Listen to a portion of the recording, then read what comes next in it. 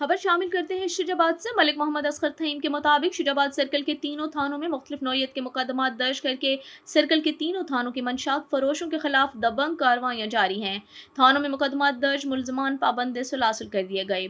तफसीलात के मुताबिक थाना सदर पुलिस ने मुखबर के इतला पर मौजा खारापुर मोड़ चाहरवानी वाला पर मोहम्मद नासिर हबीब लंगाह को चालू भट्टी को 50 लीटर के साथ काबू कर लिया। मुकदमा दर्ज करके पाबंद सुलासुल कर दिया।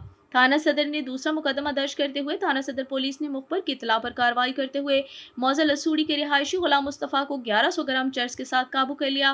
थाना सदर पुलिस ने तीसरा मुकदमा दर्ज करते हुए मुखबर के इतला पर बगड़ी के रिहायशी लतीफ़ उर्फ टक्कन को 2000 ग्राम चर्स के साथ काबू कर लिया। थाना सदर पुलिस ने मंशियात फरोशों के खिलाफ अलग अलग मुकदमा दर्ज करके पाबंद सुलासुल कर दिया। थाना राजाराम में बिजली चोरी के 2 मुकदमा दर्ज, कानूनी कार्रवाई का आगाज कर दिया। थाना सिटी पुलिस ने भट्टा खश्त के खिलाफ मुकदमा दर्ज करके कानूनी कार्रवाई का आगाज कर दिया।